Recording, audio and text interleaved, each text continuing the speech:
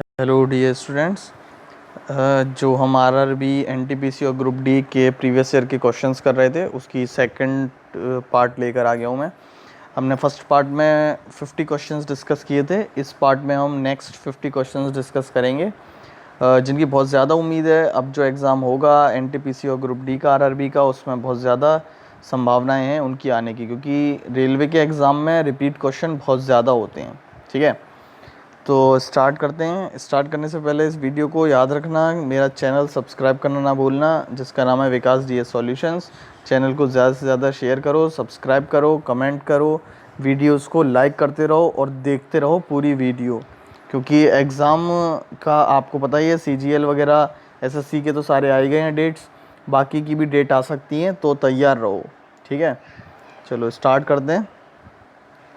पहला क्वेश्चन है, बहुत ही आसान सवाल है। देखो एनटीपीसी में ना आधे क्वेश्चन ना जनरल भी आते हैं, मतलब आपको थोड़ा बहुत ऐसे ही जो आपने पढ़ रखा है ना 8th 9th में थोड़ा बहुत, उसको भी रिमाइंड रखना पड़ेगा। ठीक है, क्योंकि ये आपको हर चीज़ यहाँ पे कोई बताएगा नहीं। जैसे एटॉमिक नंबर पूछा है ऑक्सीजन का, ऑक्सीजन की परमाणु संख्या तो ये 8 होती है। ठीक है, पूरी पीरियोडिक टेबल कोई आपको याद नहीं कराएगा कि इसका नंबर इतना, इसका नंबर इतना। मेन होते हैं वो आपको याद करने हैं। ठीक है, एटॉमिक नंबर ऑक्सीजन का 8, सिंपल सा सवाल। दूसरा क्वेश्चन है, सुभाष चंद्र बोस ने एक पार्टी का गठन किया था 1939 में। ठीक है, कांग्रेस से अलग हो गए थे। कौन सी पार्टी थी? All India forward block. ठीक है, all India forward block party. ठीक है, इसका गठन किया था 1939 में सुभाष चंद्र बोस ने। ठीक है, त्रिपुरी में अधिवेशन हुआ था, उसमें विवाद होने के बाद ये अलग हो गए थे।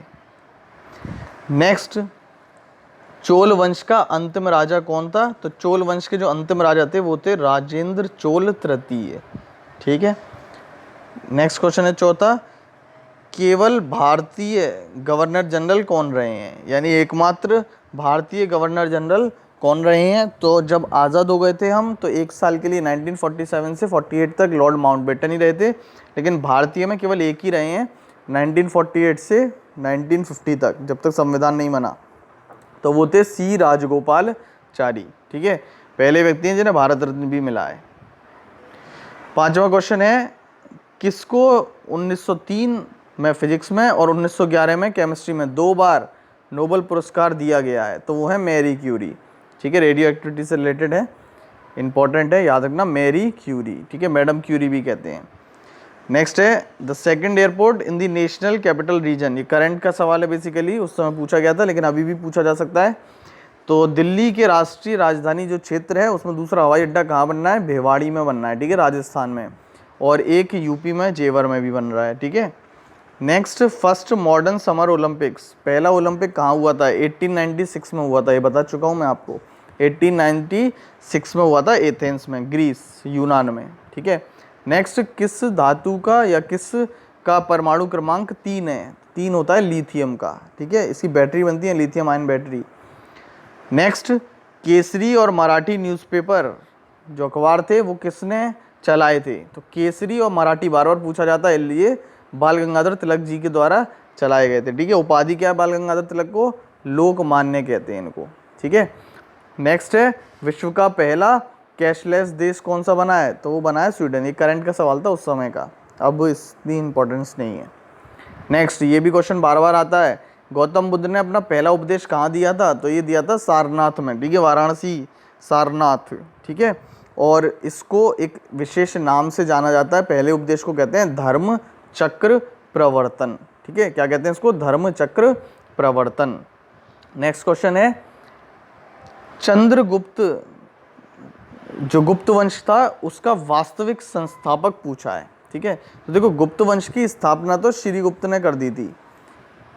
ठीक है, 1319 में, लेकिन जो इस समय जो ये शासक रहे हैं ये इनका कोई वजूद नहीं था, यानी इन्होंने स्ट्रांग नहीं बना पाए अपने साम्राज्य को। तो वास्तव में जो पहला शक्तिशाली राजा इस वंश में रहा वो थे चंद्रगुप्त प्रथम। ठीक है, फिर इसके बाद समुद्रगुप्त आए।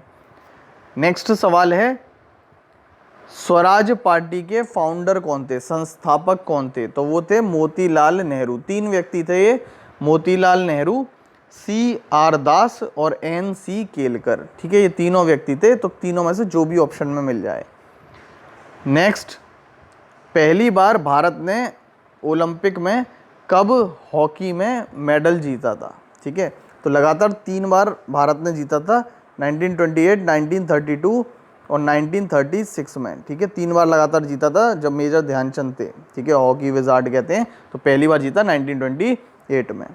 नेक्स्ट है, नई दिल्ली भारत की राजधानी कब बनी? तो देखो, दिल्ली तो 1911 में शिफ्ट कर दिया था कलकत्ता से, लेकिन यहाँ पूछा नई दिल्ली, तो जो नई दिल्ली है वो 1931 में बनी है। ठीक है, अगले सवाल पे चलते हैं। राज्यसभा में वर्तमान में विपक्षी नेता कौन है? तो 2014 से लगातार यही चलते हुए आ रहे हैं, गुलाम नबी आज़ाद हैं। ठीक है, नेक्स्ट, विश्व पशु दिवस कब होता है? इंपॉर्टेंट सवाल, 4 अक्टूबर को होता है। अगला, ये क्वेश्चन भी कई बार आ चुका है, बहुत सारे पेपर में आ चुका है, एसएससी में भी तमाम बार आ चुका है। थॉमस कप किससे संबंधित है? तो ये संबंधित है बैडमिंटन से। इसके अलावा एक और यहीं पे बता देता हूँ, एक ऊबर कप भी होता है, वो भी किससे संबंधित है? वो भी इसी से संबंधित है, बैडमिंटन से। देखो, ये जो थॉमस कप है ये पुरुषों के लिए होता है, टीम वाला बैडमिंटन में। ठीक है, इसमें टीम बना के खेलते हैं। और जो ऊबर कप है ये महिलाओं के लिए होता है, सेम टू सेम थॉमस की तरह। ठीक है, बस ये पुरुषों की तरह टीम का है और ऊबर महिलाओं के लिए टीम का है, हैं दोनों बैडमिंटन से। नेक्स्ट सवाल है, ये उस समय करंट का है तो इसको छोड़ दो। ठीक है, 2015 का विंबलडन का पूछा है।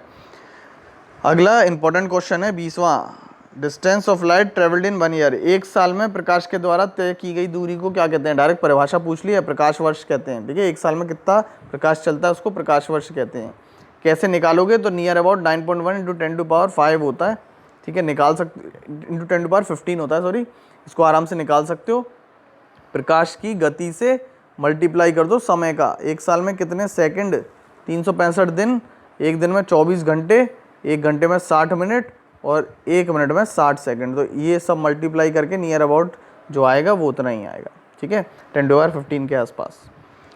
नेक्स्ट आगे चलते हैं। 21वां सवाल है, जो गाजर होती है वो सॉरी जो मूली होती है वो एक्चुअल में क्या है? ठीक है, रेडिश जो है वो एक्चुअल में क्या है? तो जो मूली है वो एक्चुअल में हम कौन सा भाग इसका खाते हैं? जड़ खाते हैं। ठीक है, जो हम भाग खाते हैं उसको जड़ कहते हैं। ठीक है, गाजर और मूली ये दोनों जड़ होती हैं। ठीक है, जबकि अदरक और आलू ये तना होते हैं। नेक्स्ट, लाल ग्रह कौन सा है? बहुत आसान सवाल, मंगल को कहते हैं। अगला, एक ना एक क्वेश्चन ये अध्ययन से रिलेटेड जरूर आता है, जिगर के अध्ययन को क्या कहते हैं? Study of the liver. ठीक है, तो लिवर के अध्ययन को कहते हैं हिपेटोलॉजी। ठीक है, क्या कहते हैं? हिपेटोलॉजी। अगला सवाल, गैल्वेनाइजेशन, गैल्वेनीकरण। ठीक है, यही क्वेश्चन बार बार शिफ्टों में आया है अलग अलग तरीके से। देखो, पिछले पेपर में देखोगे तो अलग तरीके से था, इसमें अलग है। इस्पात और लोहे का गैल्वेनीकरण किसके द्वारा किया जाता है? तो जिंक से करते हैं, जस्ता। और याद रखो, भारत में जस्ता कहाँ मिलता है सबसे ज़्यादा? राजस्थान। अगला है, निम्नलिखित में से कौन सा पर्वत जैव विविधता हॉटस्पॉट है? जैव विविधता हॉटस्पॉट का मतलब है कि जहाँ पर बहुत ज़्यादा प्रजातियाँ पाई जाएंगी पेड़ पौधों की और जानवरों की। तो इसमें है पश्चिमी घाट। ठीक है, केरल वगैरह का जो क्षेत्र है, आपने सुना भी होगा, अखबार में आता रहता है कि आज यहाँ नई प्रजाति मिल गई छिपकली की, मेढक की, इस तरीके से। पश्चिमी घाट का क्षेत्र है, याद रखना। इसके अलावा 2 और क्षेत्र है भारत में, एक तो जो भारत और म्यांमार का बॉर्डर है वो, और एक पूर्वी हिमालय का जो एरिया है ये भी। तो ये 3 हॉटस्पॉट हैं एक्चुअल में भारत में। सबसे ज़्यादा फेमस है पश्चिमी घाट। नेक्स्ट, बेलूर मठ कहाँ है? तो बेलूर मठ में स्थापना की थी रामकृष्ण मिशन की स्वामी विवेकानंद नंद ने। ठीक है, तो ये कहाँ पर है? ये है पश्चिम बंगाल में। नेक्स्ट, आईसीसी जो इंटरनेशनल क्रिकेट काउंसिल है उसका पुराना नाम क्या था? तो उसका पुराना नाम था इंपीरियल क्रिकेट कॉन्फ्रेंस। मुख्यालय आईसीसी का है दुबई। नेक्स्ट, भाषाएं अलग से मैं एक आपको पढ़ाऊंगा वीडियो में, तो याद रखो गोवा की आधिकारिक भाषा क्या है? तो गोवा की आधिकारिक भाषा है कोंकणी। ठीक है, कोंकण तट है वहीं पर, कोंकणी इनकी भाषा है। नेक्स्ट, पृथ्वी और सूर्य के बीच की दूरी लगभग कितनी है? तो वो है 15 करोड़ किलोमीटर। और नियर अबाउट, ये 15 करोड़ तो नियर अबाउट है, एग्जैक्ट पूछ ले तो 149.6। 15 करोड़ याद रखो, इसके आसपास ही ऑप्शन मिल जाएगा। ऐसे नहीं होते कि बिल्कुल 149.5.6, ऐसे ऑप्शन नहीं आते हैं। ठीक है, नेक्स्ट, सलार जंग म्यूजियम कहाँ पर है? ठीक है, ये जो संग्रहालय है सलार जंग, ये है हैदराबाद में, याद रखना। ठीक है, दोनों तरीके से क्वेश्चन आ सकता है, हैदराबाद में कौन सा संग्रहालय या सलार जंग संग्रहालय कहाँ है। नेक्स्ट, इंदिरा गांधी राष्ट्रीय कला केंद्र, ये कहाँ पर है? ये है नई दिल्ली में। ठीक है, नेक्स्ट कैपिटल से एक ना एक क्वेश्चन जरूर आता है, बड़ा आसान कैपिटल पूछा है, मिजोरम की राजधानी पूछी है तो वो है आइजोल। ठीक है, पाकिस्तान की संसद का क्या नाम है, इस पर भी एक अलग से वीडियो आपको बनाऊंगा, सारी संसदों को पढ़ाऊंगा मेन, तो याद रखो ये कई बार आ चुकी है, मजलिस ए शूर कहते हैं। एक क्वेश्चन बार बार जापान की पे आता है, उसको कहते हैं डाइट। ठीक है, इसका एक अलग से वीडियो बनाऊंगा, आपको डिटेल में पढ़ा दूंगा। नेक्स्ट है, शुक्र वायुमंडल में कौन सी गैस बहुत अधिक मात्रा में मौजूद है। तो शुक्र का जो वायुमंडल है, ऑलरेडी सोलर सिस्टम का लेक्चर डाल चुका हूँ, उसमें बहुत ज़्यादा मात्रा में है, लगभग 95% है कार्बन डाइऑक्साइड। ठीक है, अगला है, दो परमाणुओं आयनों या अणुओं में समान इलेक्ट्रॉन संरचना और समान संख्या में वैलेंस इलेक्ट्रॉनों को कहा जाता है। यानी ऐसे जो एटम्स होते हैं या मॉलिक्यूल्स होते हैं जिसमें समान वैलेंस इलेक्ट्रॉन्स हो, वैलेंस इलेक्ट्रॉन होते हैं जो आउटर मोस्ट लेयर में इलेक्ट्रॉन होते हैं। ठीक है, और उनकी संरचना समान हो, ऐसों को क्या कहेंगे, सम इलेक्ट्रॉनी कहते हैं, आइसो इलेक्ट्रॉनिक, तुक्का भी मार सकते हो वैसे इसको। ठीक है, नेक्स्ट, मानव शरीर का तापमान कितना होता है, तो 58.6 डिग्री फ़ारेनहाइट और सेल्सियस में 37 डिग्री सेल्सियस। ठीक है, और केल्विन में कितना होगा जरा कमेंट करके बताओ। ठीक है, अगला है मणिपुर की राजधानी, तो वो है इम्फाल। अगला, हमारे जो पेट होता है उसमें कौन सा अम्ल होता है, तो वो होता है HCl, हाइड्रोक्लोरिक एसिड। ठीक है, काफ़ी कम pH होता है, 1-2 के आसपास pH होता है केवल। नेक्स्ट, जो न्यूट्रॉन को नियंत्रित करने के लिए परमाणु विखंडन जो होते हैं, न्यूक्लियर रिएक्टर्स जो होते हैं, उसमें किस तत्व का प्रयोग किया जाता है, तो न्यूट्रॉन को नियंत्रित करने के लिए कैडमियम रॉड्स का प्रयोग करते हैं, तो आंसर हो जाएगा कैडमियम। ठीक है, ये स्पीड को नियंत्रित करता है, कंट्रोल रखता है रिएक्शन को। अगला है, नागालैंड की आधिकारिक भाषा क्या है, तो वो है अंग्रेजी। इंपॉर्टेंट सवाल कई बार आ चुका है।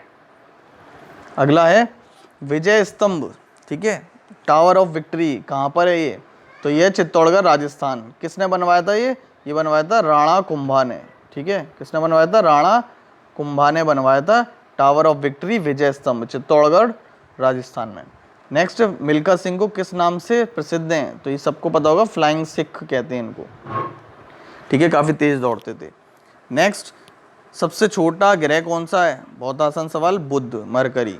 ठीक है, अगला सवाल है, पशुपतिनाथ मंदिर कहाँ पर है, तो नरेंद्र मोदी कई बार इसकी यात्रा पर जब गए हैं तो इस मंदिर में भी गए हैं, तो ये काठमांडू नेपाल में। ठीक है, पशुपतिनाथ मंदिर कहाँ है, काठमांडू नेपाल है। अगला सवाल, सीरिया की राजधानी, देखो कितने सारे राजधानी पे क्वेश्चन है। सीरिया की राजधानी है डेमस्कस, इंग्लिश में, हिंदी में दमिश्क। ठीक है, हिंदी में दमिश्क और इंग्लिश में डेमस्कस।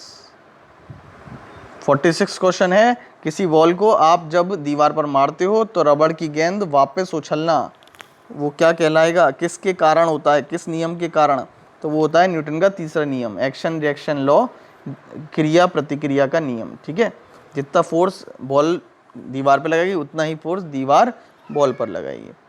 नेक्स्ट, ऐसा कौन सा उपकरण होता है जो करंट को मापता है, विद्युत को मापने वाला उपकरण, तो एमीटर होता है। ठीक है, आसान सा सवाल है। अगला क्वेश्चन है, ब्रिक्स बैंक का नाम क्या है, तो ब्रिक्स बैंक का एक्चुअल नाम है NDB। ठीक है, 2015 में स्थापना इसकी हुई थी। नेक्स्ट, अच्छा, मुख्यालय कहाँ पर है NDB का पूछे तो मुख्यालय याद रखना शंघाई में है, चीन में।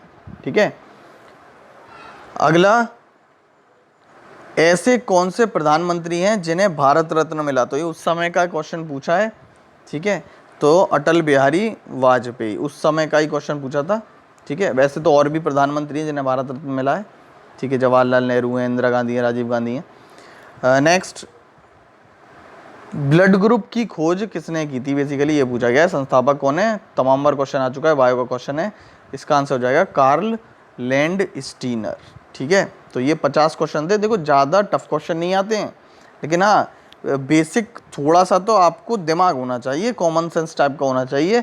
कई क्वेश्चन तो कॉमन सेंस बेसिस पे हो जाते हैं और कुछ को आपको पता होना चाहिए। तो कई सारे क्वेश्चन आपने देखे होंगे, अभी जितने मैंने वीडियोस डाले उन वीडियोस में आपको मिल गए होंगे। ठीक है, और थोड़ा बहुत कॉमन सेंस से भी आंसर निकाल सकते हो, जनरल रहते हैं। तो जितना मैं बता रहा हूँ उतना कर लोगे ना तो कोई रोक नहीं सकता, गारंटी देता हूँ इसकी। ठीक है, तो इस वीडियो में इतना ही रखते हैं, नेक्स्ट वीडियो में अगले 50 क्वेश्चन देखेंगे। Thank you.